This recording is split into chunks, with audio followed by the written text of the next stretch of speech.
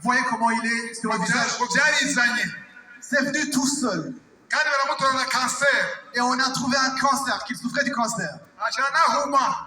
Et il est devenu aveugle. Il n'a plus vu. Je lui ai demandé qu'est-ce qui s'est passé. Il a dit maintenant je vois.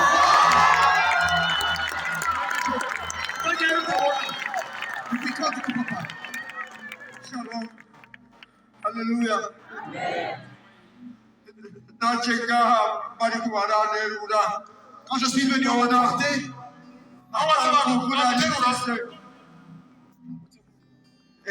on m'a porté. Je suis venu avec mon petit frère. Je suis venu de l'hôpital directement, je suis venu ici.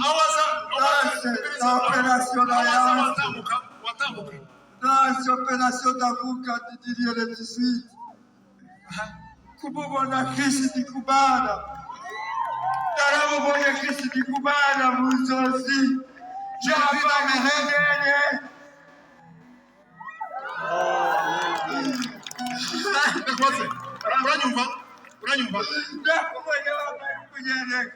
Qu'est-ce que tu penses?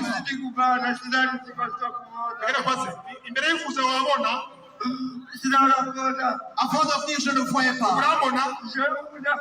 Est-ce que maintenant tu me vois? Le chapitre plat ou est-ce que tu me vois? Oui. Ça c'est deux. Ça c'est trois.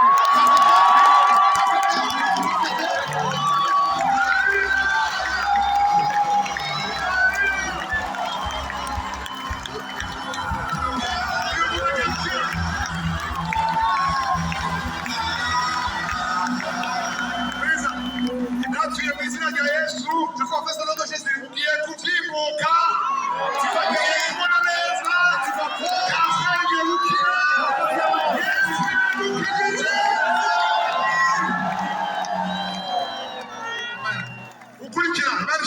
suivant.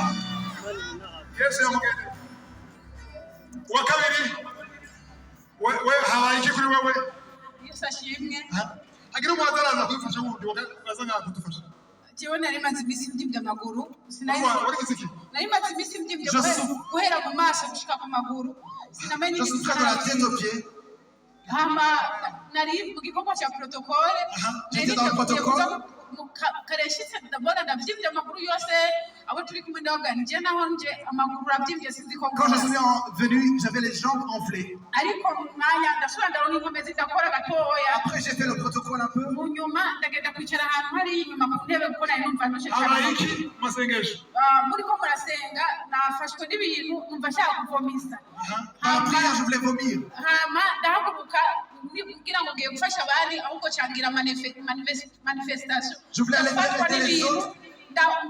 Guhera mu maguru mu nzara biduga gushika ngaha biranshikura ndanumva umenga ndabohotse J'ai senti la manifestation et j'ai senti la délivrance.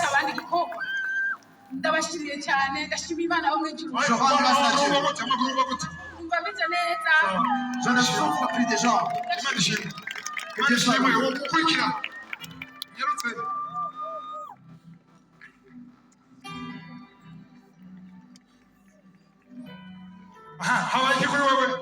Yesu ashimwe. Amen. Yesu ashimwe kandi. Jewe nari sanzwe mfise ahantu hafi kuko hari havyimbye. Naraje kwa muganga barambwira bati aha ntitwohabanga. Duheruka kubaga aca arapfa. Kw'icyo gihe nagomba kuja kwivuza mu bitaro yawe. Nako ndashaka kuja kwivuza muri Turikiya.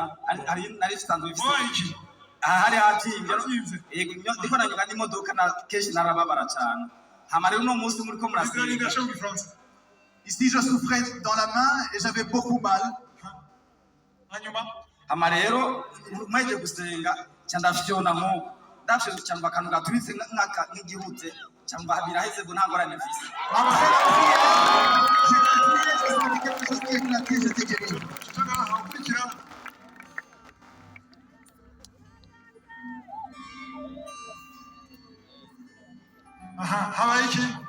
Qu'est-ce qui s'est passé? Yesu nashimye. Amen. Cyambere banje mushima Imana kuba ndakubonye mu maso. Tubwire icyabaye. Haleluya. Je souffrais de l'estomac. Et mon ventre enflé, même les jambes enflées. Et je ne pouvais pas boire. Quand vous étiez en train de prier, j'ai commencé à vomir. Maintenant je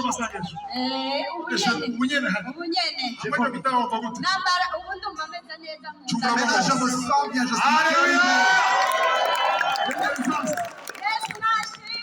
Amen. Je souffrais dans mon foie. Dans mes genoux, je souffrais. Maintenant, je me sens bien. Maintenant, je me sens bien. Dans mes jambes, je peux marcher sans souffrance. Alléluia.